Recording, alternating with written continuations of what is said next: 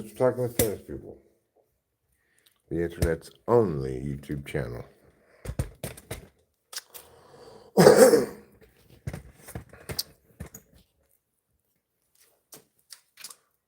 a lovely morning, lovely time to strain.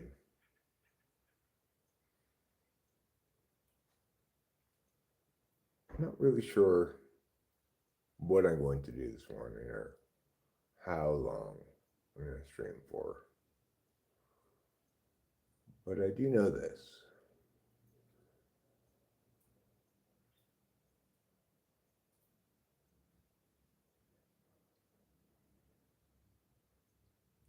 I feel better this morning than I have in a while. It's been kind of a rough, sleepy week, but I feel rested. And there's a lot of stuff going on today. A lot of sports on the television. Hello, Age. And the pond, well, it needs to have a bit of a water test, which is to say, I want to have it actually running with water and the pump going where it's supposed to. And then I'm going to have to empty it all out because I want to do a little bit more work on a couple different parts of it.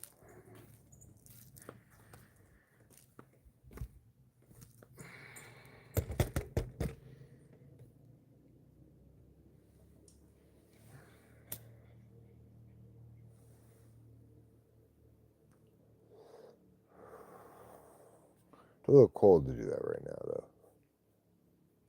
It's Goldilocks and the three birds out here.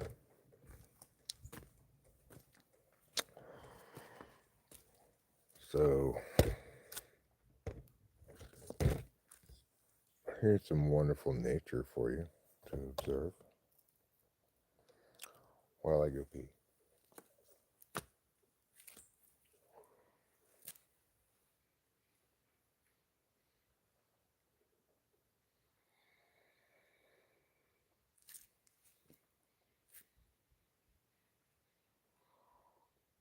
It's cold this morning. I had to go to Boot Jack to get cigarettes, and it was 44 degrees according to the car.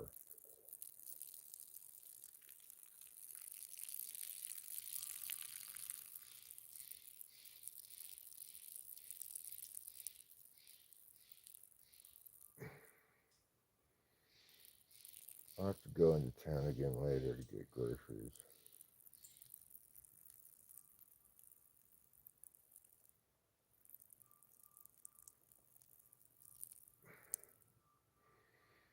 When I was driving, I was engaged in some thought, prayer, meditation, whatever, about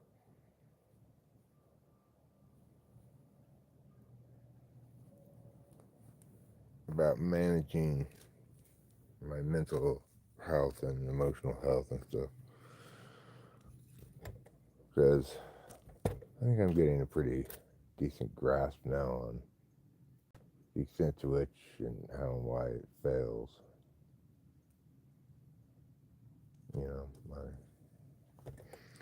My feelings.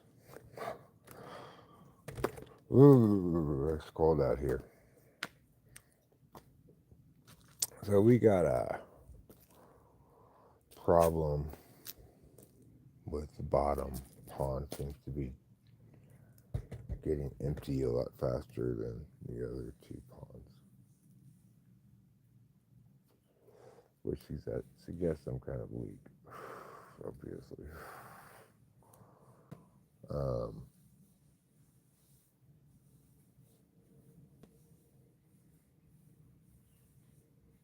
I'm considering coating it with some kind of resin. Oh, you want some seeds? Okay. The Stellar's Jay wants some seeds. Okay, all right, I'll get you some seeds. Don't worry, here I come. He's like, what the hell? You haven't put out any seeds in a while.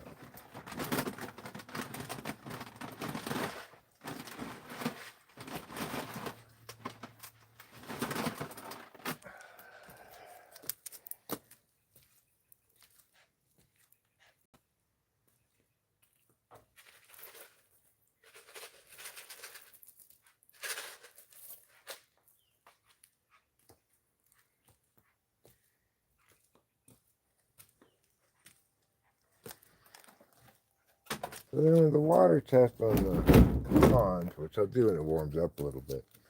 I'm not going to do that right now.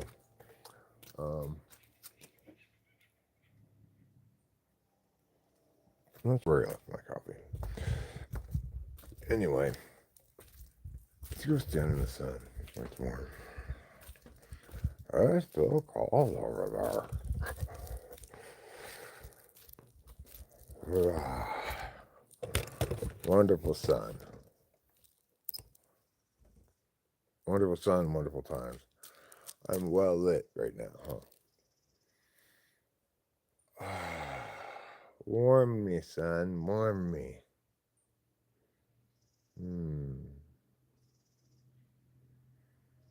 It feels good being warmed by the sun.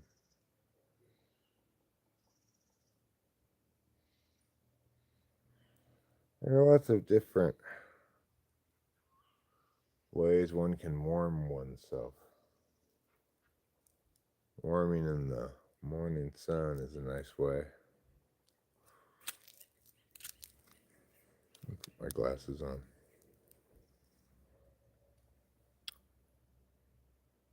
You have some kind of siphon that equalizes them?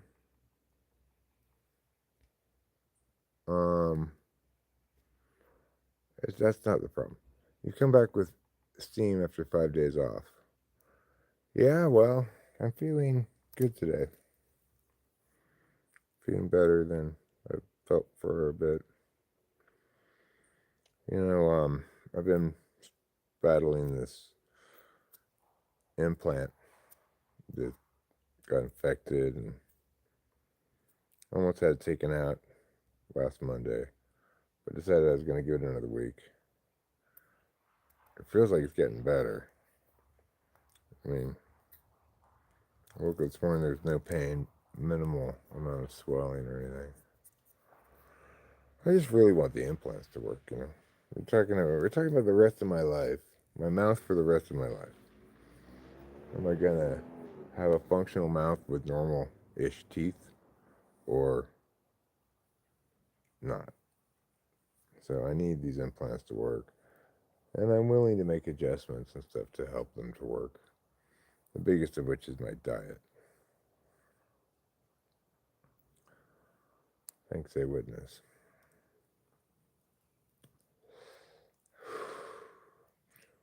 Why is Italian food better as leftovers? Well, I think Italian sandwiches are. Yeah. I see my breath. So it was 44 when I went to the market to get cigarettes.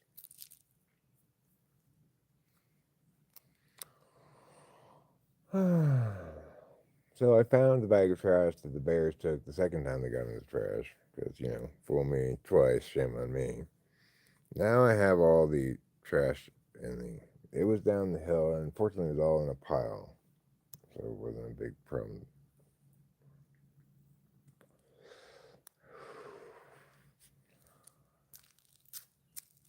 Anyway, gotta make sure the bears don't get into our trash again. Which means that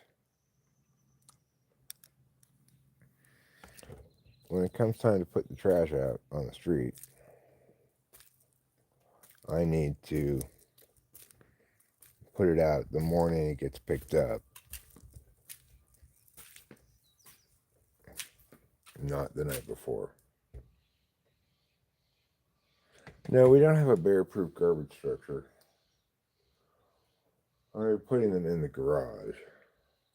Will that comprise a bear-proof structure? Hopefully. Hopefully, if nothing else, it'll make the bears less likely to smell the trash, right? I can double bag the trash too to make it look less smelly. That might help. But we'll see if the problem continues. But I'm going to try my initial solution. Hope it works, which is just put it in the garage. I got 2 trash cans in there now. I mean, it's not ideal. I don't really love having the trash cans in the garage, but it's certainly manageable. Okay. We got a serious soaking of rain. We got the shit rained out of us here, and everything's wet. I've got pools of water in the lower in each of the 3 pools, and they should all be gradually evaporating at the same rate. But the bottom one is getting low faster, which means it's probably not watertight.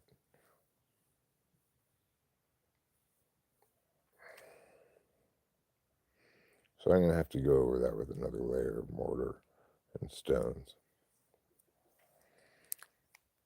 Good morning, simple girl. How are you today? I hope the morning is treating you well.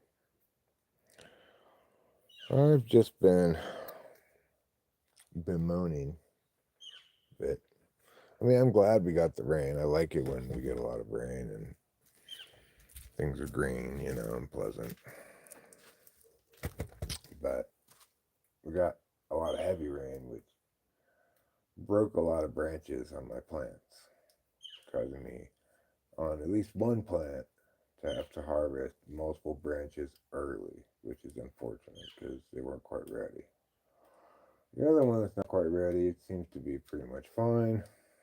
Everything else, well, the other one that's not ready, it didn't get hurt because it's a small one. What is this?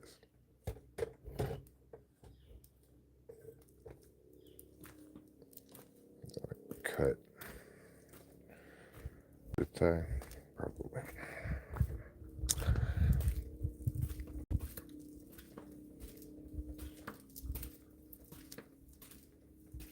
Good morning, Winston's mom. Hello. Oh, no, I've been bemoaning, not demoning. That's not a word.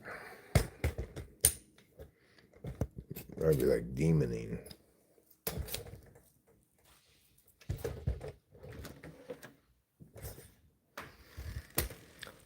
I could have said lamenting. Might have worked well. Also. So I had breakfast earlier. That was actually quite a while ago now. I feel hungry again. So I think I might make more breakfast. The question is what? I do need to go to the store. That's the truth. So I think it might be important or helpful to me to think that the universe has a plan for me in general. If I listen, then I will know what it is. Because thinking about it doesn't help me at all. I gotta listen. I gotta listen to God, the universe, whatever you want to call it.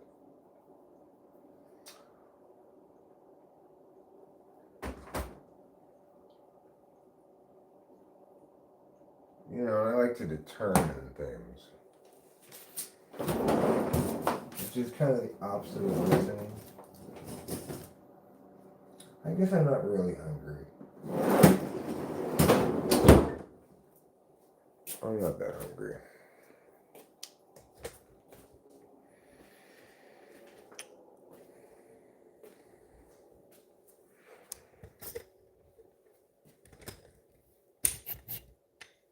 Like, I need to just, in lots of instances, pause, take a few minutes to listen.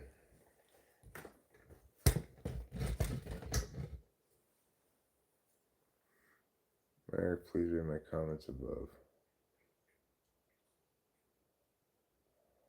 Do not put them in the garage. The bears will find a way in. It could be dangerous. They're not going to get into the garage.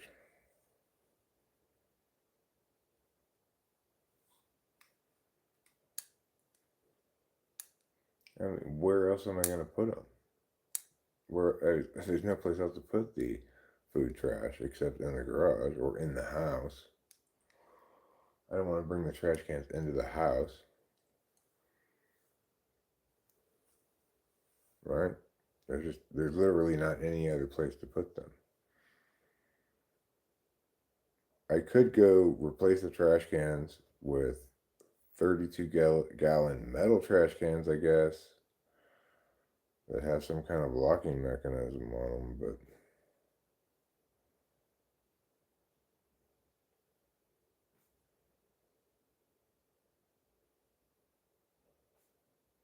so, they got to go somewhere.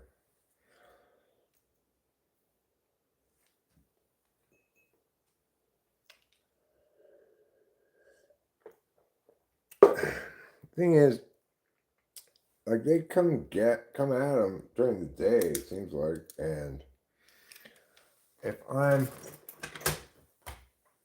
awake, which I'll hear something outside and I'll go and I'll scare them off.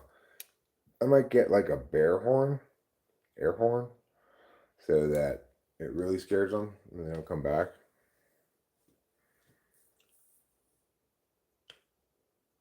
They'll be waiting for me. Why are they be waiting for me? They're gonna run away like they did last time.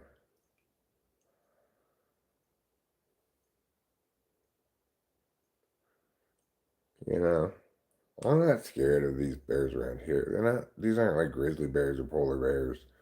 They're not super large bears. They're these kind of smallish brown bears. They look like big dogs almost. I shoo them away. If that doesn't work, I'll come at them with a torch. Some bears are rogues. Well, if I get one that looks like it's trying to get me, then I do have a GUN. Yeah, they should be tucking it for winter pretty soon, hopefully.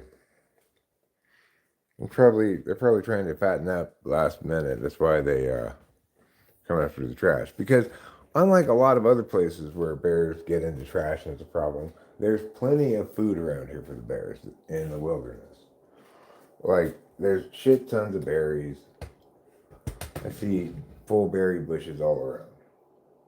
There's a stream with water, and there's various kinds of wildlife. Nothing beats the Red Ryder BB rifle for bears. They laugh at the air horn here. Huh. Well, I mean, the thing is, bears have a lot less compelling reason to get into trash cans here than they do in Sierra Madre. Here, there's wilderness all around us. So they can be bears in the wild, They don't need to come around here. In Sierra Madre, there's the LA mountains above Sierra Madre, but the LA mountains are not full of food resources. I will remember that. I do have a BB rifle here. I have a BB handgun as well. But Cameron says bears ain't scared of no air horn. So I guess the bears ain't scared of no air horn. Let me put on this on the screen. Bob UFO says, I have bears in mountain lands where I live, and I'm not scared as much of the bears. Yeah, I'm not that scared of the bears. The bears are scared of me. And I'm not really that scary.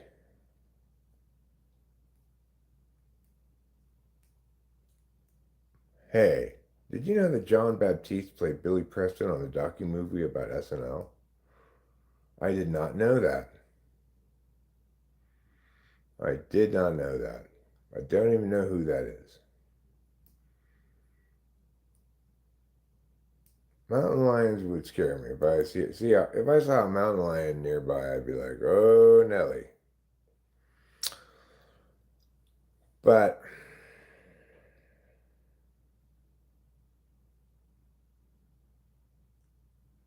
yeah, the kind of bears we have are small bears. They're brown, but they're not like grizzly bears. I've never seen any coyotes, but I've heard them. Yeah. I'm not exactly sure what sound they make. What am I trying to do? Why am I just wandering around aimlessly here? I'm trying to get this cup and fill it with some sort of beverage, most likely coffee. All right, let's fill this with coffee, and maybe I could put a sign up on the garage door that says "No bears" or "Get out of here, bears."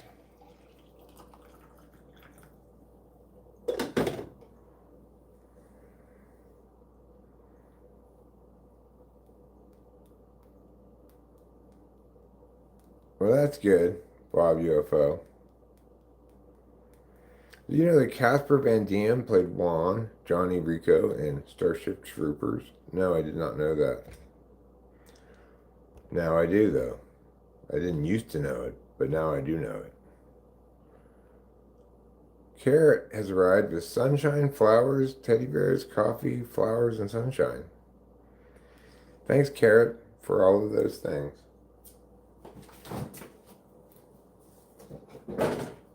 A lot of people don't know this, but Carrot's the reason the sun shines in the morning.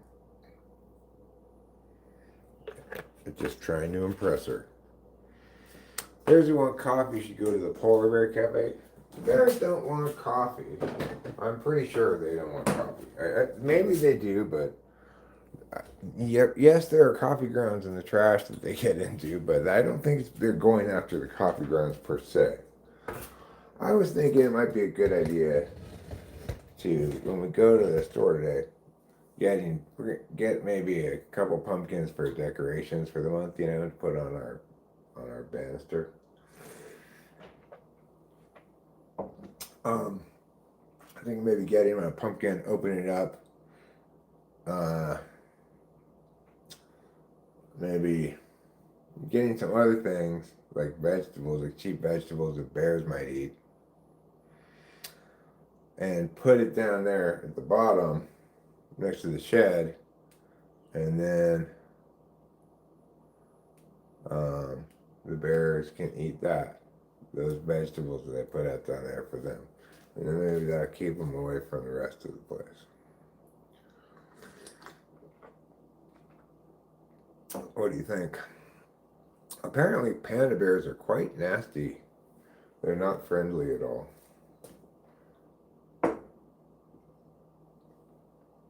Bears will eat whatever gross old rotten meat they can find. That's why they taste so bad.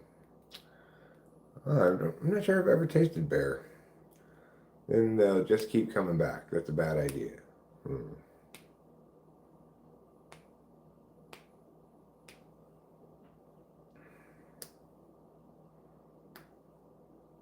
Okay.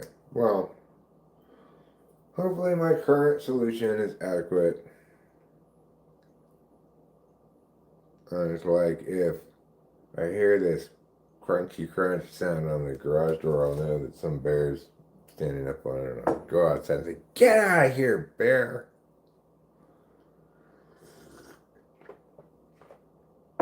Maybe I could throw a rock at it or something. I need to have a rock sitting by the door ready for that purpose. When I was in Boy Scouts, we saw a lot of bears that climbed the King's Peak mountain. I never got touched by my Boy Scout leaders. Well, that's wonderful to hear.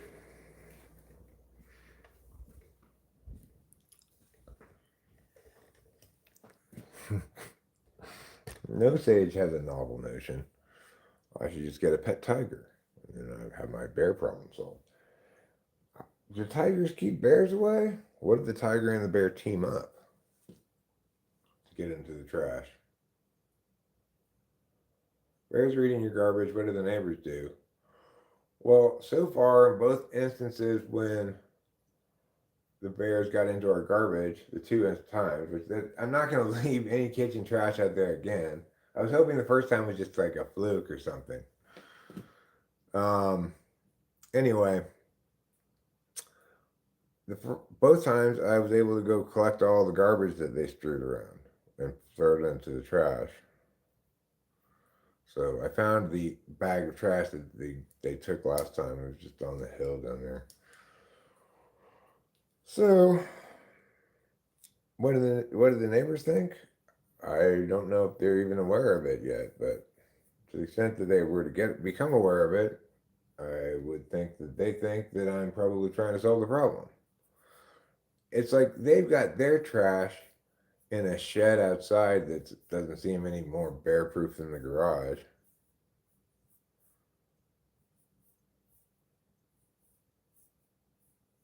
Sun bears.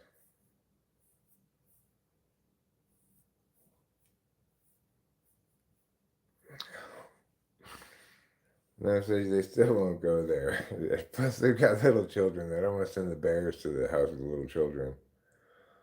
Which football? With Michigan, Wisconsin. Michigan, Wisconsin. I need to put it on, actually. I think I should put that on in the background. Is a koala bear a bear? I don't think it is. But it is a koala. So keep that in mind. Put that in your pipe and smoke it.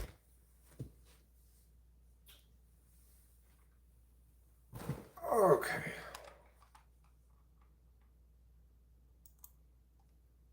Koalas are vile creatures, says Bob. Vile creatures? Well, they look cute, though. They look cute as a button.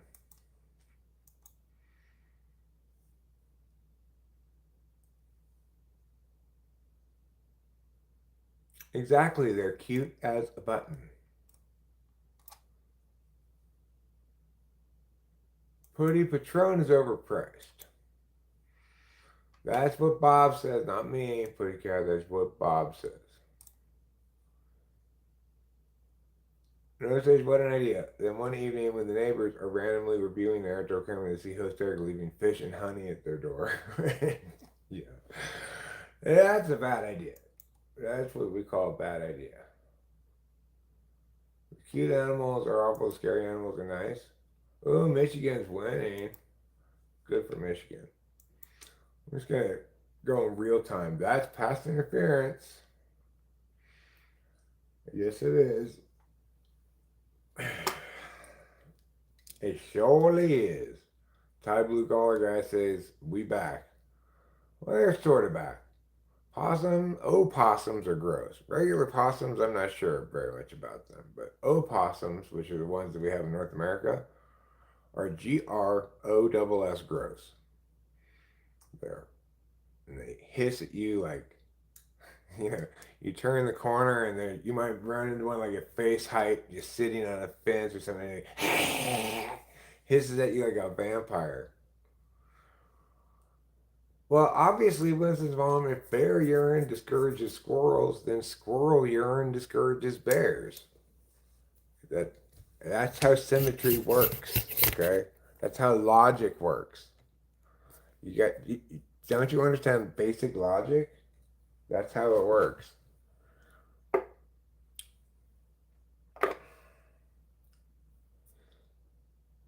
The only thing that might eat a bear is a wolf or a tiger. What about a hippopotamus? What if the bear were crossing into their territory? And the bear was swimming in the river right near where the big male hippopotamus was. And it was mating season. And the bear got between the male hippopotamus and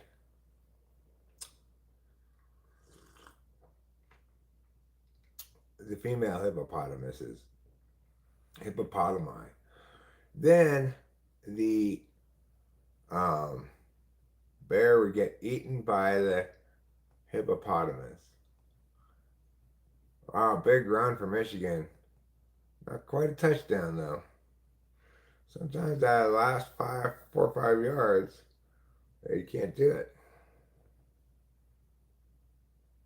At the Build-A-Bear store, they would not let a kid build a bear in the theme of Charlie Kirk. They wasn't watching it. Well, ideally, probably Build-A-Bear would ideally see their very family-friendly business not be politicized in that fashion.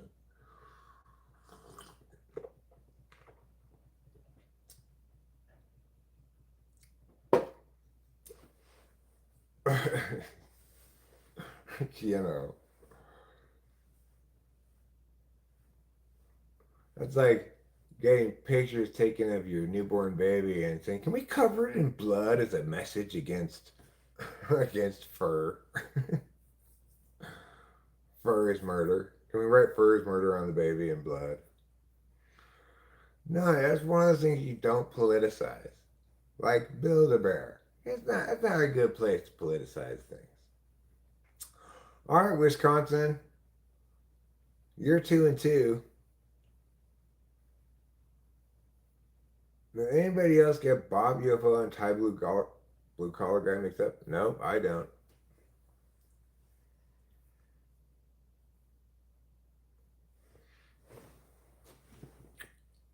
I find them easy to distinguish between. Okay, now I'm going to go rinse my mouth with salty water as per Winston's mom's suggestion.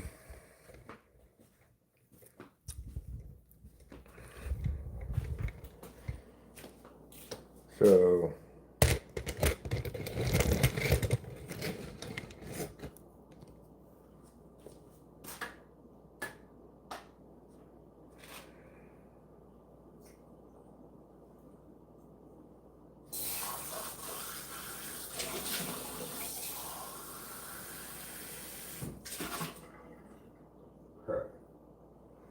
I'm going to put some salt in this cup.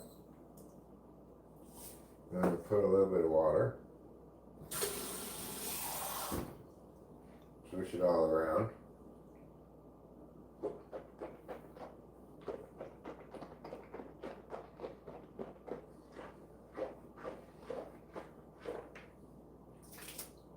Again.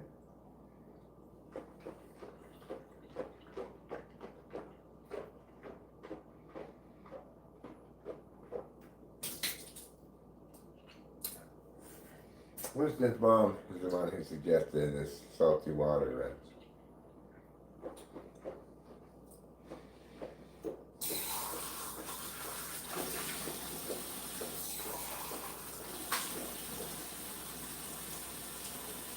I don't know.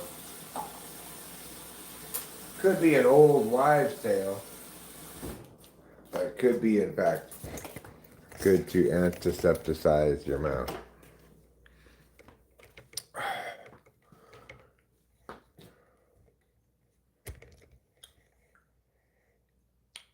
Like this medicine the military has that makes you have a nightmare trip for 2 weeks.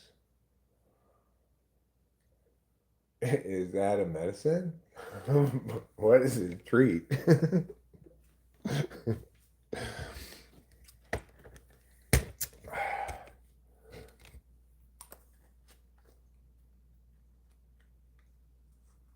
The company admitted wrongdoing as the employee did not let the girl name the bear Charlie Kirk due to the manager's political views. So they were both politicizing it.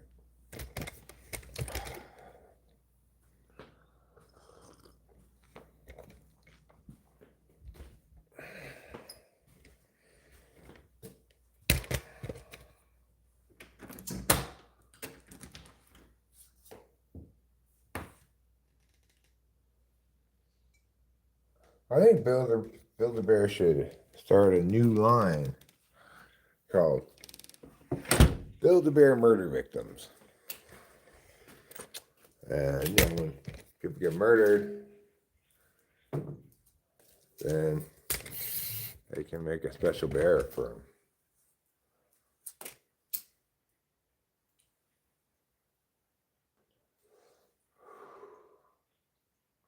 It had like Tupac, JFK, all the big names. Can you make an Eric Strauss Build-A-Bear? I don't think so. My name's trademarked and copyrighted and copymarked and trade-righted.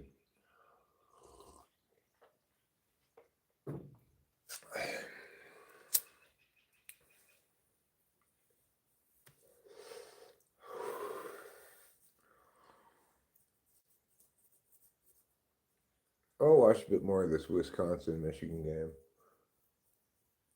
If Wisconsin can keep making it interesting. I think citations and sources to back up the saltwater. Oh, I believe you. I was just kind of joking. I don't doubt the efficacy of what you're saying medicinally. It just made me think of that. I didn't mean to suggest they're related. Yankees versus Blue Jays are on after the Michigan game. The first game starts at 11. That's not Yankees Toronto, is it? It might be. Or does it start at 1? My time. Like, have you been to Build-A-Bear? You can only pick out the clothes and bears they have. They probably have restrictions on naming them because they print a little birth certificate for them. Right. Well, I mean, that was what they're objecting to, is that they wouldn't let them print the name they wanted on the birth certificate. And the reason was because the manager disagreed with the person's politics. That's obviously not an acceptable reason to not do that. So,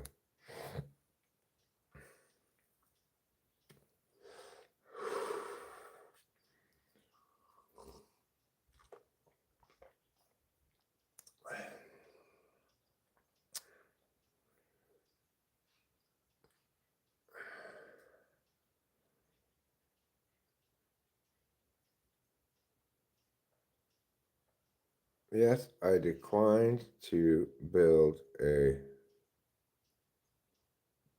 Sonic the Hedgehog if they... Do I have my glasses with me?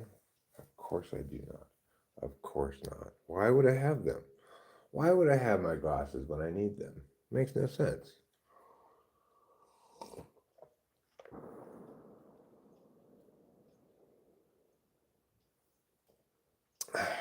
That did not sound like a gunshot, actually. I don't know what it was, but...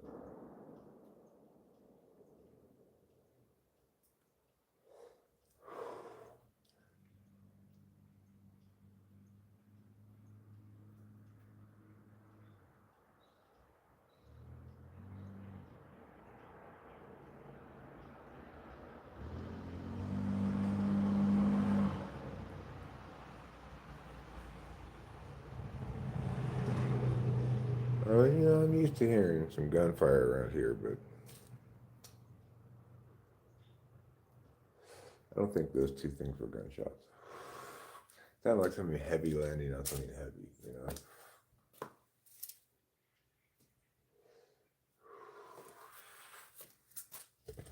All right, let's go ahead and check out this game for a bit. Maybe I'll do a bit of manicuring. There certainly are some branches that need some work.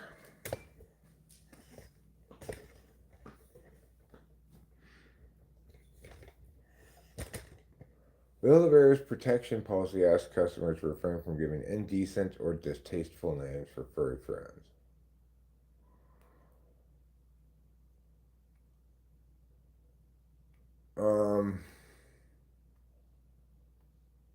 Well, I don't think that's either indecent or distasteful, because you could easily present it as an homage to a recently murdered person,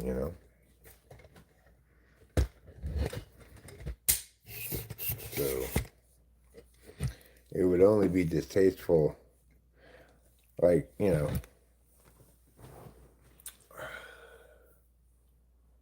named your Choco Cat Kooky.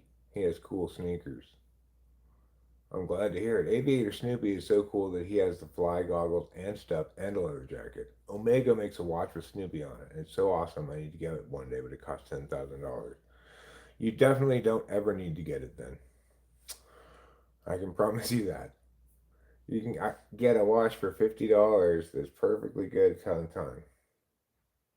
I want to get a different watch than this one.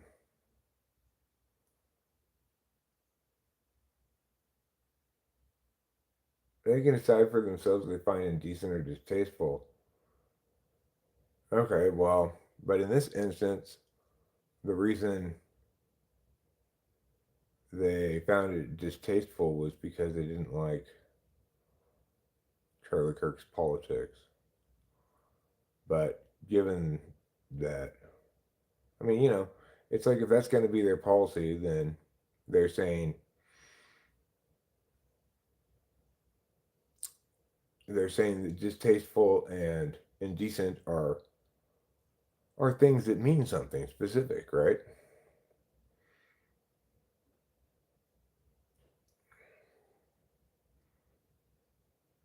I think while they don't define them, I think it's incorrect to call naming your bear Charlie Kirk indecent or distasteful. I just think that's incorrect.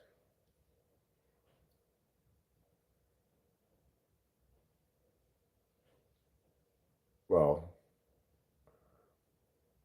I mean, I'm not saying it's not the company's prerogative, like the law should step in and force them to do whatever. The company can say no to that, and then the customer at that point has the right to say, well, then give me my money back. I'm not paying for this bear.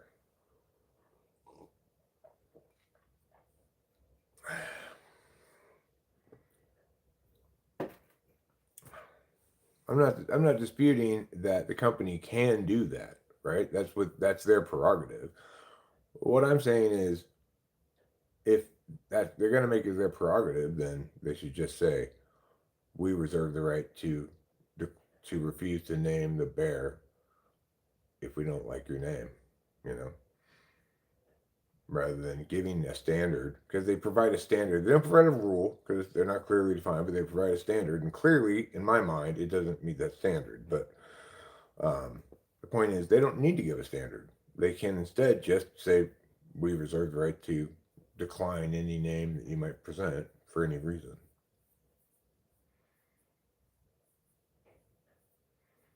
Of course, any company should be able to refuse service to anybody for any reason. I don't believe in laws that require businesses to not discriminate against certain groups or whatever. Like their loss, if I'm a business that refuses to serve, say, gay people or black people, it's my loss. I'm going to lose revenue. Because I mean, plenty of people who go, that's appalling, and also don't go there. There may have been a time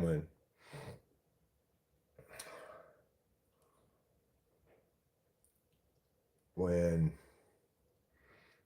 those kind of laws were necessary, but there certainly aren't anymore.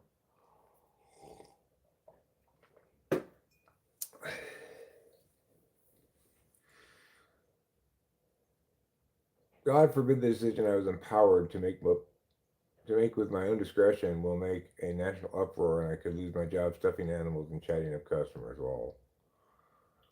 Well, yeah, Winston's mom, the owner did have the right to refuse service to them.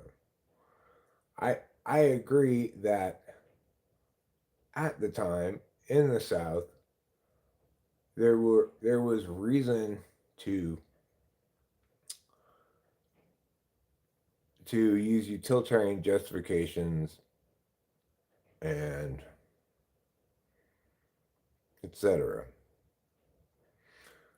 But it's not the case that,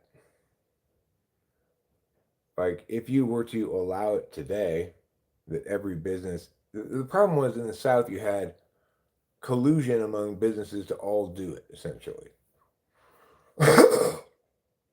And so there weren't integrated options that black people could choose instead, and yeah, yeah, yeah, yeah.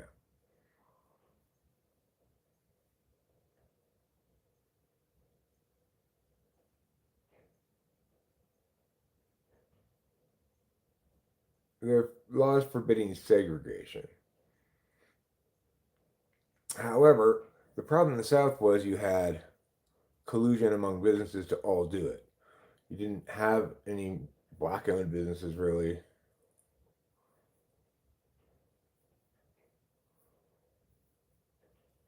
So the thing is, something needed to be done in the South at the time. And,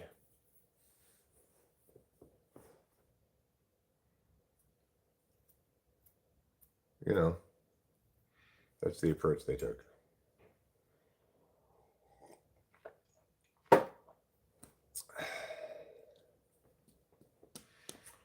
Okay, what am I going to do now?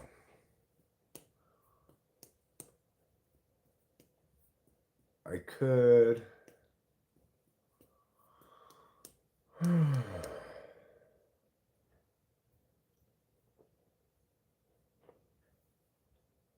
Okay, but that's what I'm saying, No Sage. Unfortunately, at the time, market forces were not going to be adequate to do that because there was collusion among all the businesses that were all owned by white people to segregate. So there weren't market based alternatives for the black people who were functioning as consumers.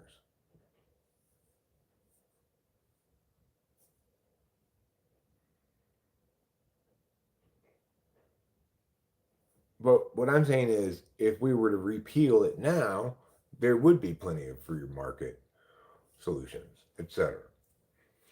Nowadays, when a company is identified as Christian and not pro gay, then everybody gets all up in arms about it, you know?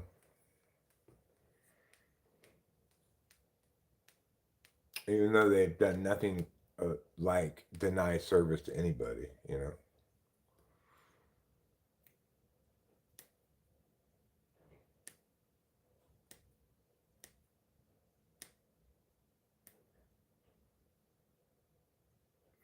If you can refuse service based on ancestry, you can circumvent that law.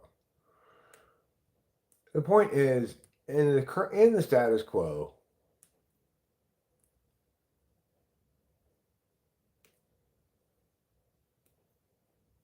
the business is colluded by influencing the state to enforce it. Well, the state colluded with the businesses as well, right? So something had to be done about it down there. But what matters is that in extreme circumstances, a pragmatist president slash governing officials are going to have to do some things that are justified by utilitarian justifications and not by rights. Not everything that violates rights on any level ought to always be protected. I mean, prevented. I agree they could have written a better Civil Rights Act, but yeah, prohibiting racial based laws would have been great, but still, I mean,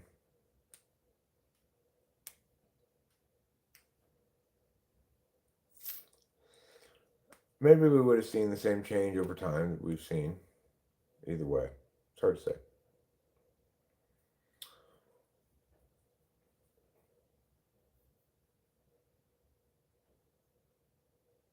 No, I understand that, No Sage, and I'm the biggest advocate of it, but unfortunately, uh, when the government acts as an agent, it's only nominally a moral agent. And certainly in international affairs, it's important for one to take a realist perspective on nation states. But because nation states are not moral agents, though they ought to behave as such, generally. So the president has a tough job, right? They need to respect rights and veto anything that's rights violating as a matter of course, because definitionally it violates rights, it's illegitimate, and there must be some better way to do this. So, you know, there probably were better ways to do it, and if everybody operated like that and acknowledged the means don't justify the ends, then I mean the ends don't justify the means, then that would be great. But it's like if I were president and the Civil Rights Act crossed my desk, would I veto it? At the time, that's the option the president has, is this or nothing. They're probably not gonna, there's not line item vetoes.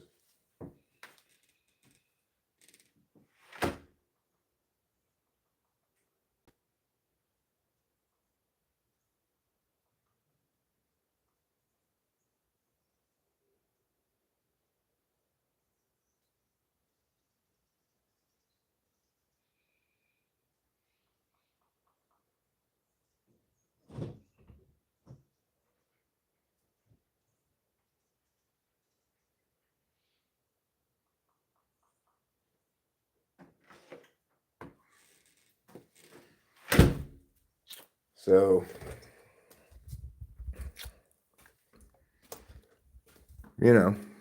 that's the kind of situation politicians are placed in, right? They have to make some tough choices sometimes, especially if you're talking about the executive.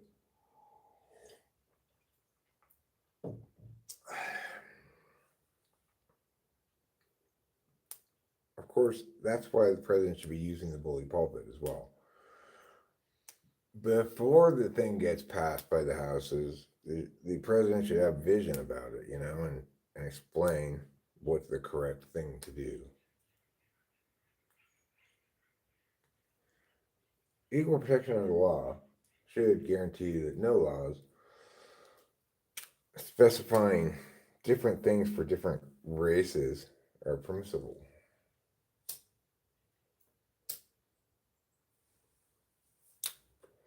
Races don't even exist. It's like, I don't even know how you can make those laws in the first place. The thing to remember about Plessy versus Ferguson, which affirmed the property of whiteness. The thing is, people think, oh, Plessy was a black man who got kicked off the white section of the train. In reality, he was a white man who got kicked off the white section of the train for being black, even though he said he wasn't black. And he went to the Supreme Court and he said, look, I'm not black. They deprived me of my property rights. They deprived me of my right to my whiteness. That was the argument in Plessy versus Ferguson. And the Supreme Court agreed, after which Congress had to write a definition of a white person, which is hilarious to read.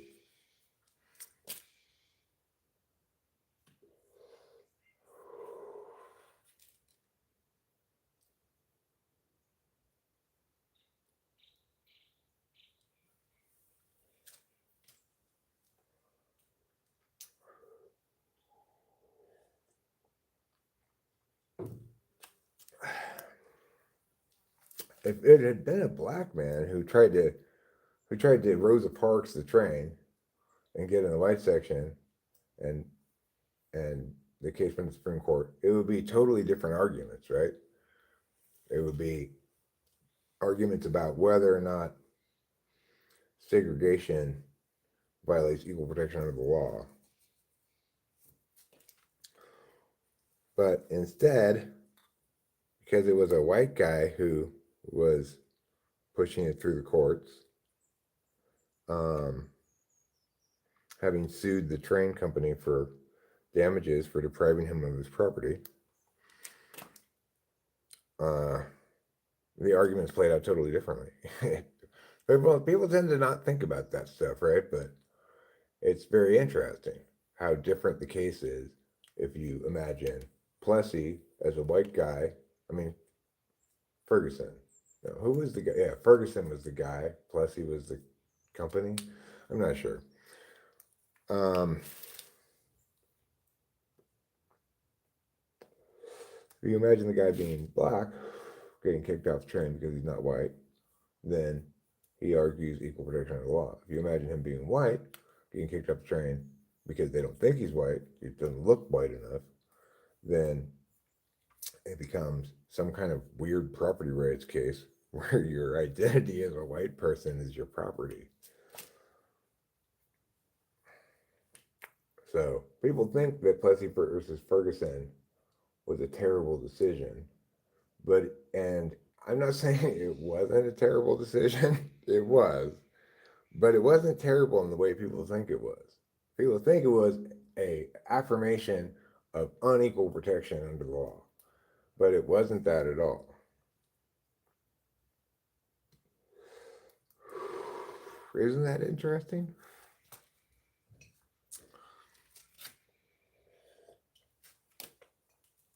You learn something new every day. Today you learned about that.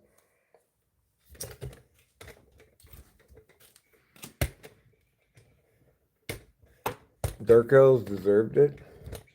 It's like when the Argonians left Black Marsh and sacked Mournhold.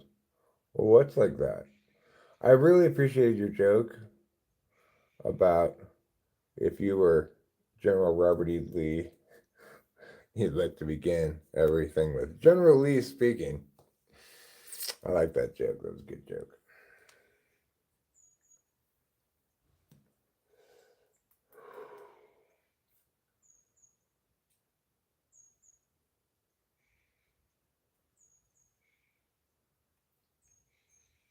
Okay, well, it didn't do that because that wasn't an issue. I don't know what you're quoting from. It did not do that. That wasn't the issue. That wasn't the legal issue at hand. The legal issue at hand was whether they could deprive a white person of his right to ride in a white car. That was the actual case. So wherever you're quoting that from is just that's somebody's opinion that's wrong.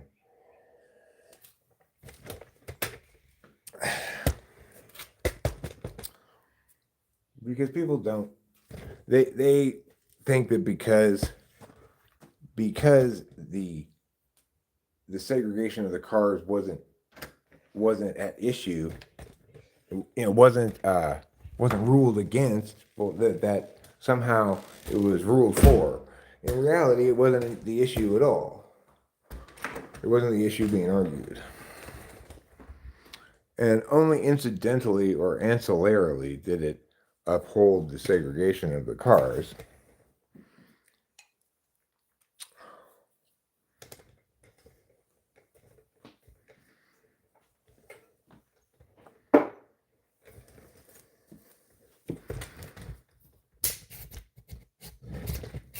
Okay, well, what's a better place to look is the actual case text.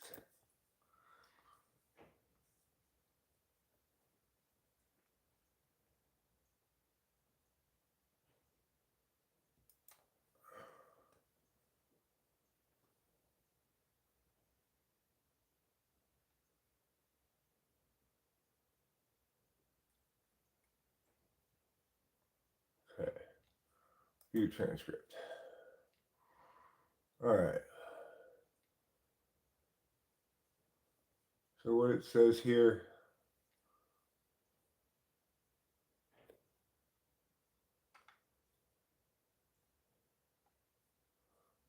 So,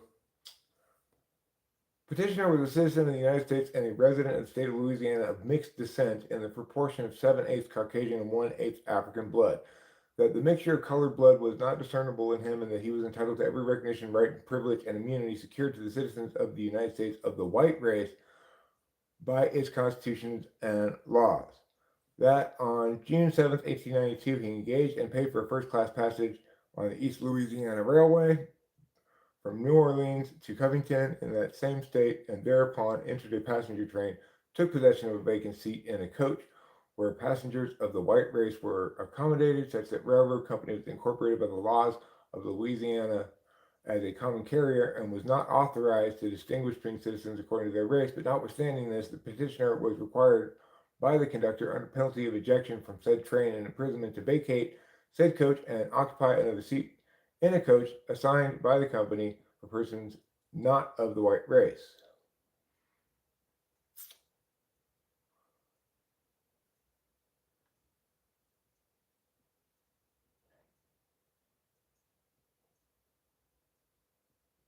The petitioner was subsequently brought before the recorder, where information was filed against him in the matter above set forth for a violation of the above act, which act the petitioner affirmed to be null and void because in conflict with the Constitution of the United States. Okay, so you're right.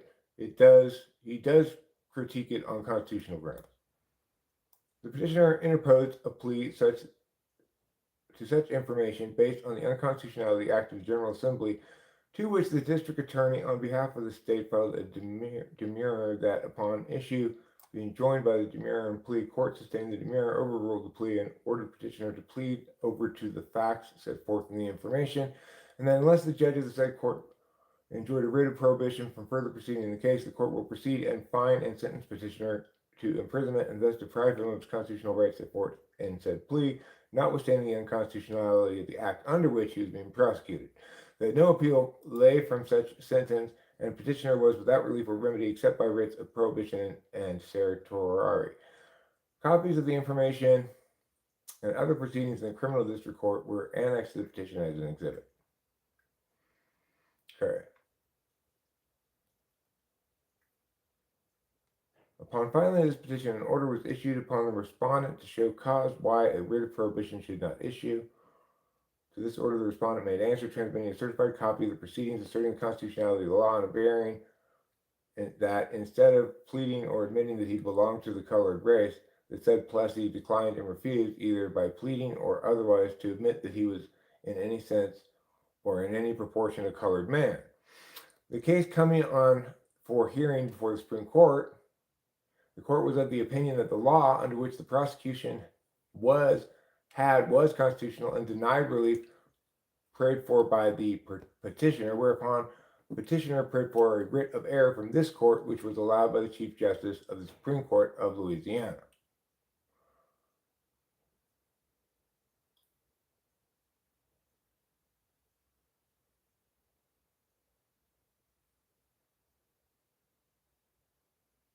So, in other words, he did make the claim that it should be addressed on constitutionality.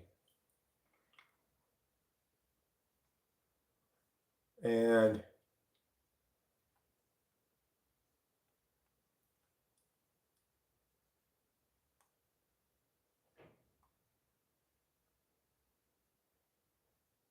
the court sustained the idea that it was not unconstitutional.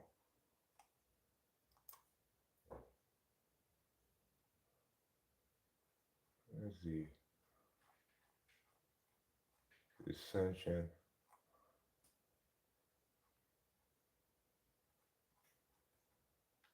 But let me find the key part here that I'm looking for.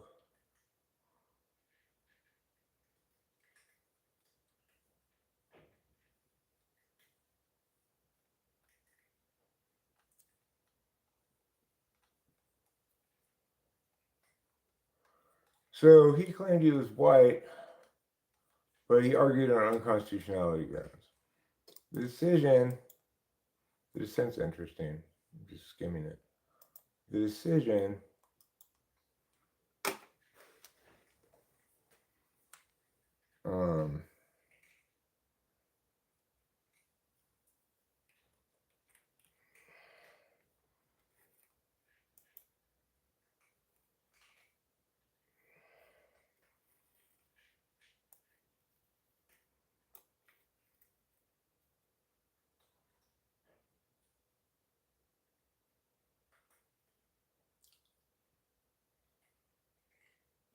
the court said in his decision that, quote, if he be a white man and be assigned to the color coach, he may have his action for damages from the company for being deprived of his so-called property. If he be a colored man and be so assigned, he has been deprived of no property, since he is not lawfully entitled through the reputation of being a white man. That was the actual ruling. Okay, so whatever that thing says, that's not the ruling that they made.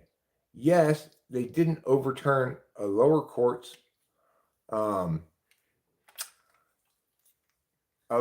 decision that it was not unconstitutional, that the original act, that the Louisiana law wasn't unconstitutional. Okay, so a lower court ruled that. They agreed with that, but the decision of the court was what I said, what I just read there, and that was a quote from the decision. And that's the key takeaway, which is they evaluated it as a matter of property. They viewed race as property.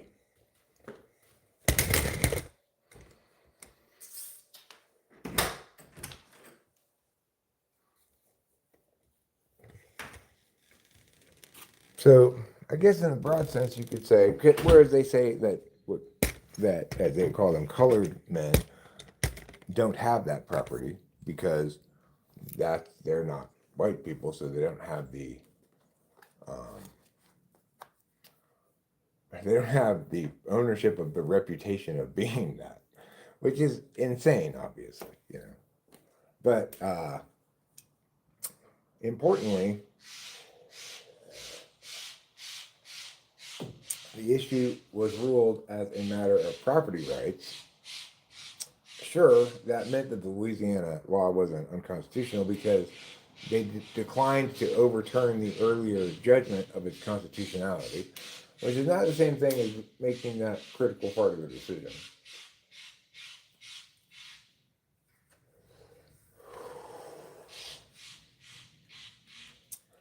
But by doing that, they create a circumstance where now Congress has to define what a white person is.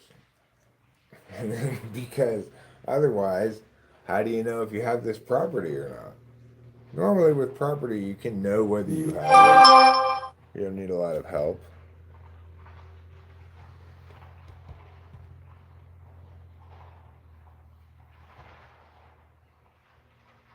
What was my source? The thing I read was a quote from the decision. It was just a spam message.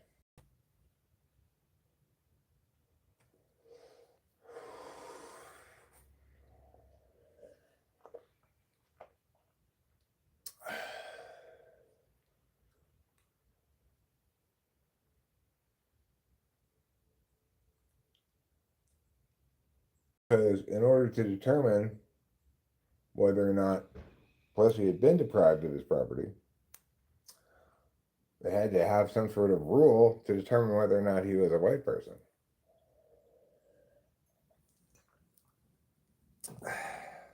That's why Congress passed that law to define it.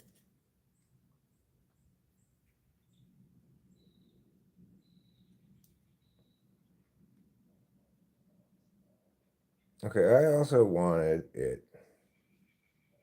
to ask if you ever had a problem with wind ruining your hair. You need to wash your beard because there is some stale spilled milk on it. It's not spilled milk. There's nothing stale on my beard at all, actually. Anyway, hopefully, we've learned about the legal distinction between affirming that a racial distinction comprises of property and negating and affirming segregation. They affirm segregation, of course, by claiming that race is property and that you can be deprived of it. But that wasn't exactly what the decision said. So Winston's mom, her quote's kind of right, but kind of wrong.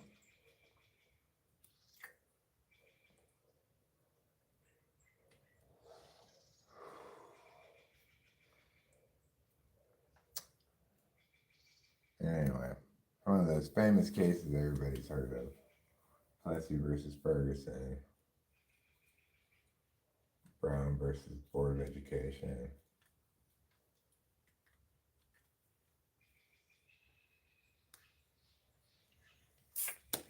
You know, Roe versus Wade.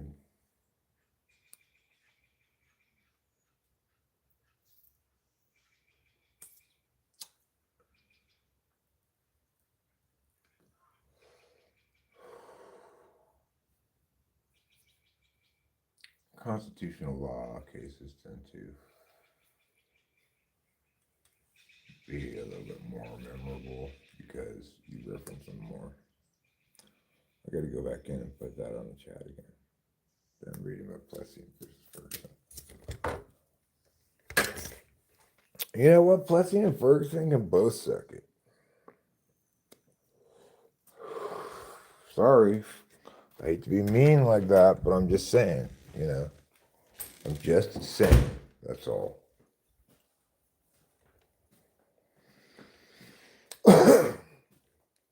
Okay.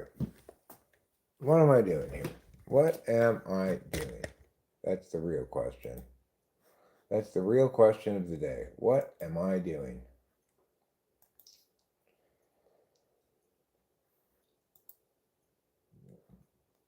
I'm going to pop out the chat. Just pop out the chat. Everybody do what you pop out the chat.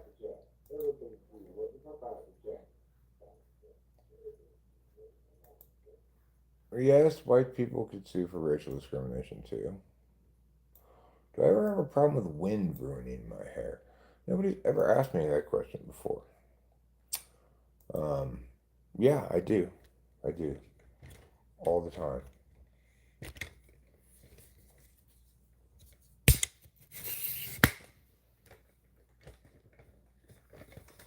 You're mostly right, Mrs. Long.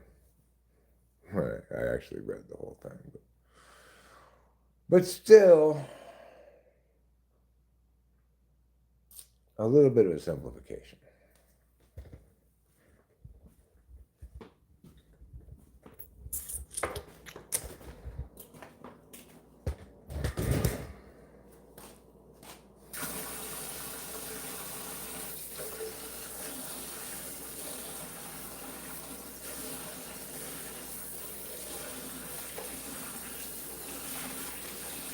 Essentially, they affirmed his core claim that if he's white, he should be allowed to sit in the white coat. But people think that they affirmed the whole idea of segregation, which they kind of just accepted it as a precondition to the question.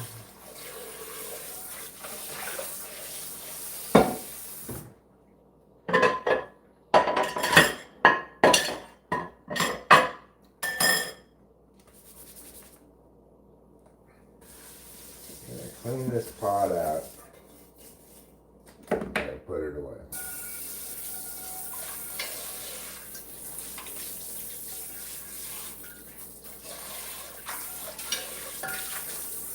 All right. That's one clean pot closer to heaven.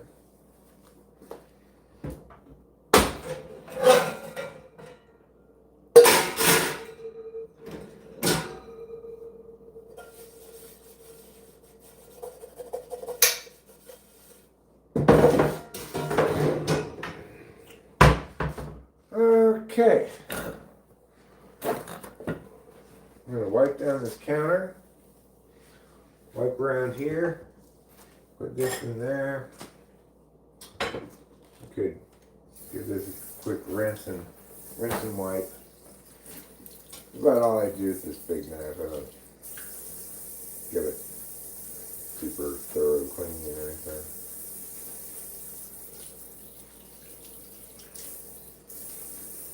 Just the old rinse and wipe. Okay.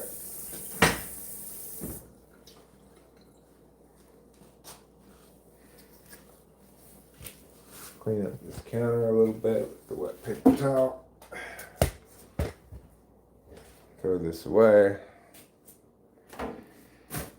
There we go. Let's go back in here and we'll pull some bowls.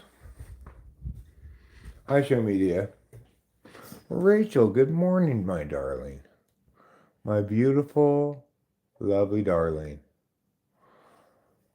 What happens when you... What's like that? I mean, what's like that is what I mean.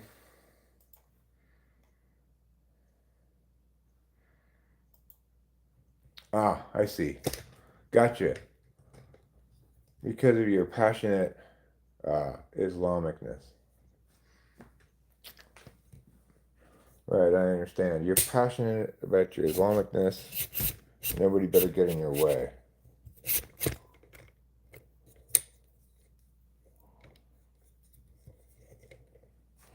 Oh, good. Rich is going to join me in some weed smoking.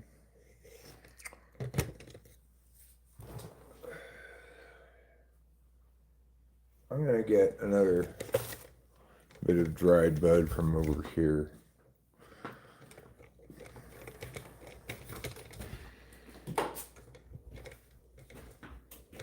I've got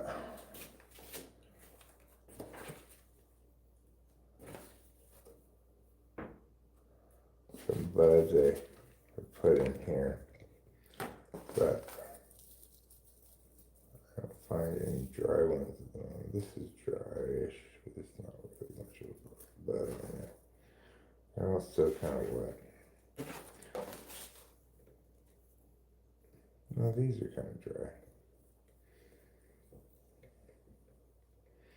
I guess I just smoke weed from the bag.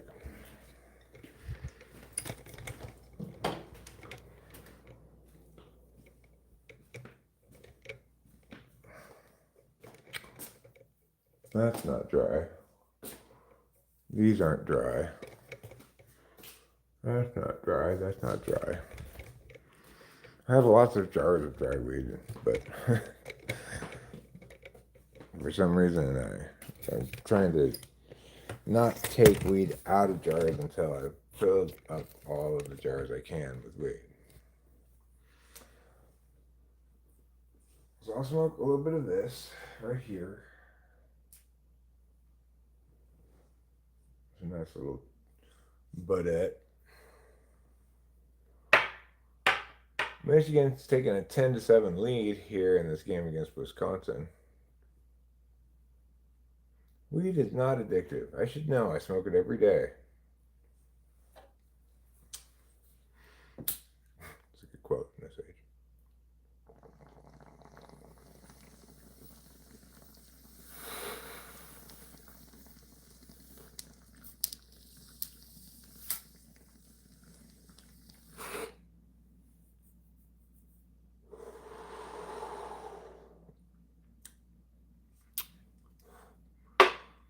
Tastes good.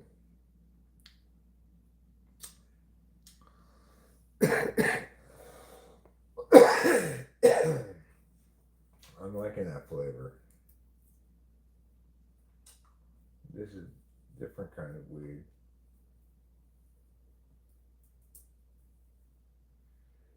Let me see how I'm liking this flavor. The other thing of that case is that the court decided that segregation was not slavery. Well, then the forced labor would still be the slavery, not the segregation.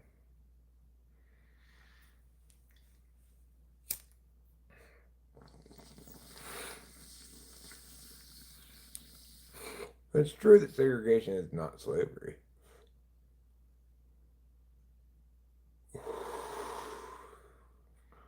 That would be, I'd say, doing a disservice to slavery.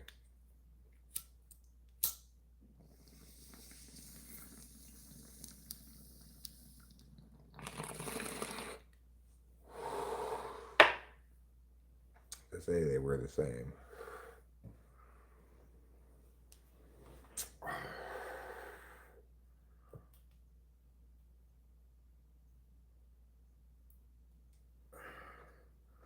I'm sure the dissent is quite stirring, you know.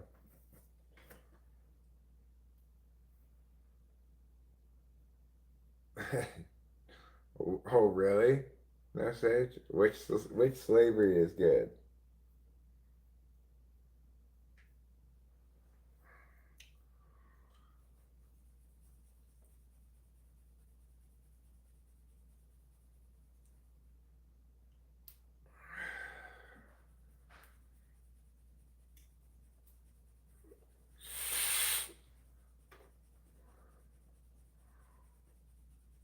They were talking about consensual pretending to be a slave or something. Well, that's different. That's thieves should be forced to work to pay back what they stole if they can't, for example. Yeah, look, liability is not the same thing as slavery. If you get a court judgment against you and you owe anybody $10,000, you're going to have to work to make that money and pay it back, right? If you can't work and you don't have any money and can't pay it back, well, then the person's just fucked, right? Because there's no debtor's prison in America. And what you're talking about is debtor's prison. There's no debtor. There shouldn't be any debtor's prison because um, it's basically imprisonment for poverty.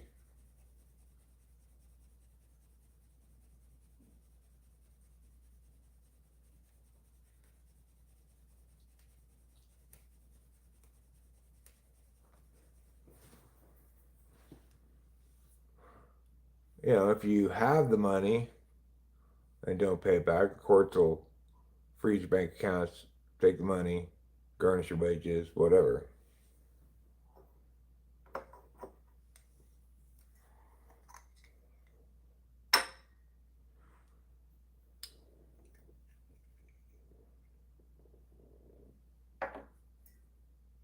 Well, anyway, incurred liability is not the same thing as slavery.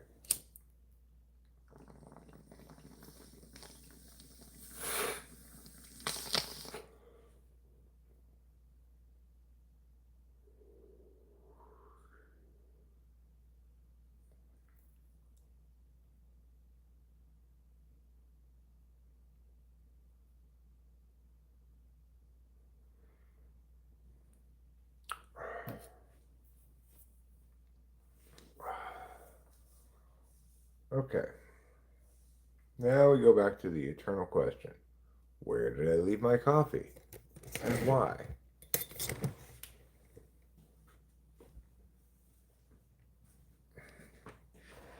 All right.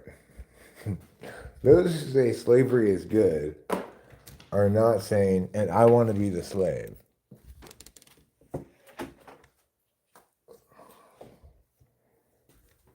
For some reason. Or even that slavery is acceptable or something. Okay, well. Then you don't believe that people who loan money or offer credit should have any risk, right? There should be a zero risk proposition. But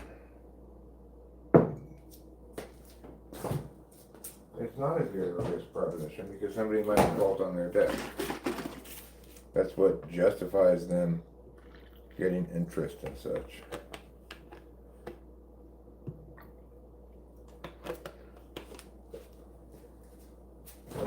buy this over 3 months. I want to pay $100 a month for it. I can do that, but it actually only costs $200. So, because I'm splitting it over 3 months instead of paying all at once, I pay $300.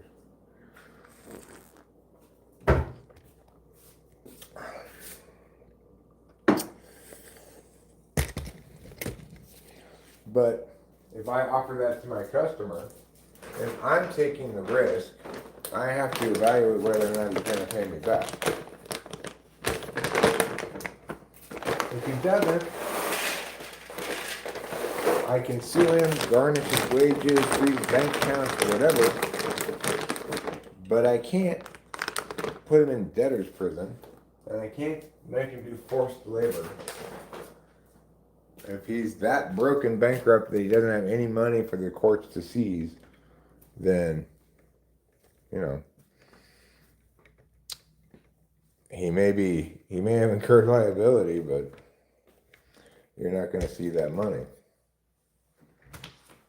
You shouldn't have afforded him the loan in the first place.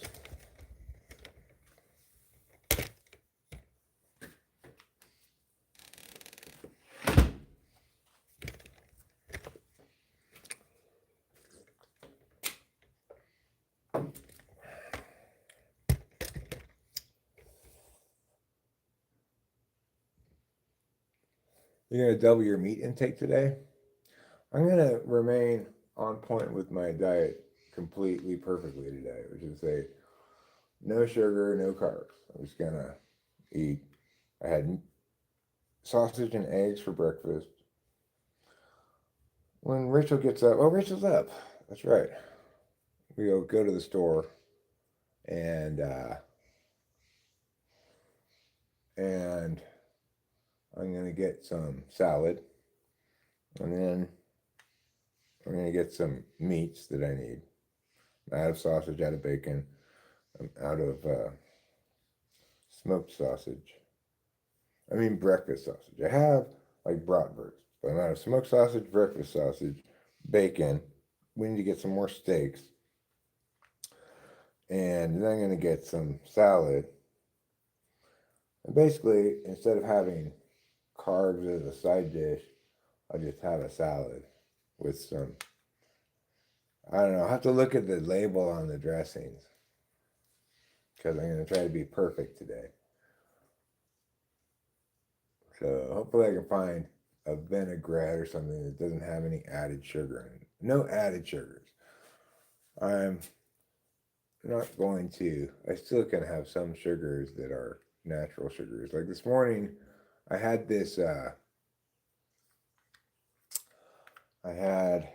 grapefruit, this small grapefruit that we bought at this fruit stand down in Oakhurst.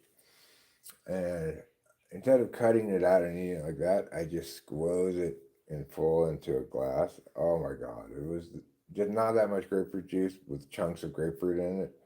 And it was the most delicious thing. Oh my God, it was so good. But that has naturally occurring sugars in it. But it doesn't have any added sugar, obviously. It was just a squozen grapefruit. So I found my coffee. And Rachel and I are going to go to the store at some point here pretty soon.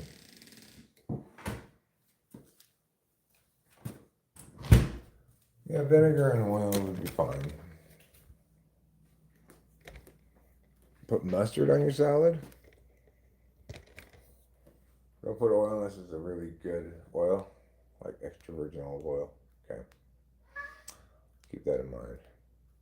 Grapefruits are the bomb. So I'm going to just be as perfectly keto as I can today. No carbs, no added sugars, just meat and green vegetables. I have some broccoli that I think is still good. I get sugar-free dressing, and I'll find some sugar-free dressing. Hi, beautiful Rachel. And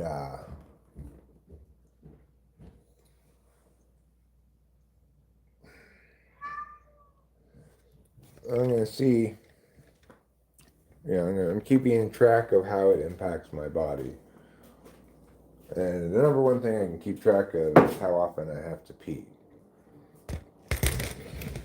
So I feel rested because I've gotten better sleep since I have to get up less and pee. Oh, kitty.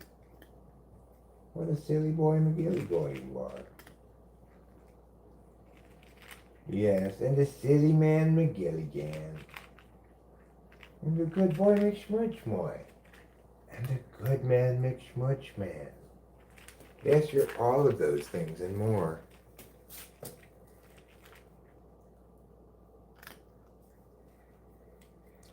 That's probably why you're suddenly depressed, because you suddenly can't eat sugar. Well, it is the case that I probably ate a lot of candy as some kind of like way to. How is this leg shorter? It's down all the way. I don't understand. Oh, it's not shorter. Okay.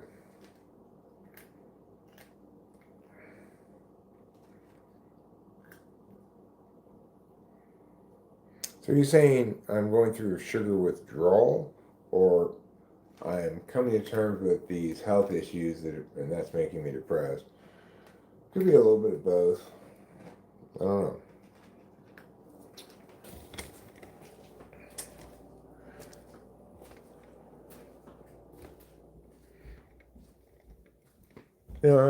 I also feel like some of it is Adderall crash, post Adderall crash. Some of it is genuine sadness that I need to feel. You know.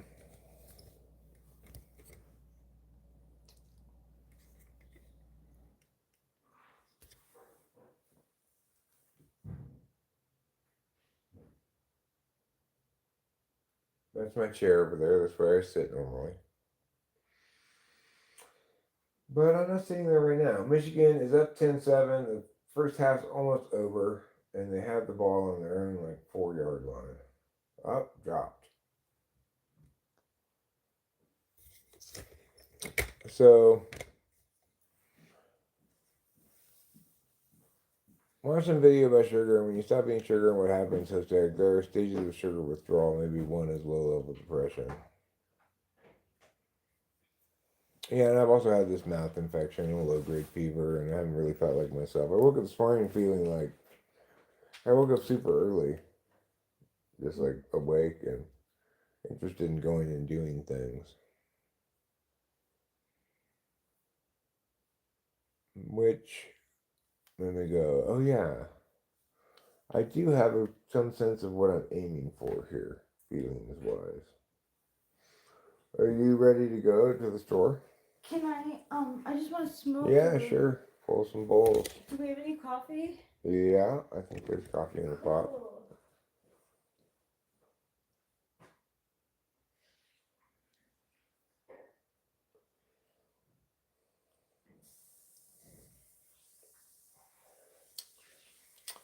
But I don't know, it seems to be getting better. What did you do on the weekend? I did some cooking. Lovely, what did you bake? Synonym rolls. Just like Grandma used to make. That's funny, Putty Cat. I like that one.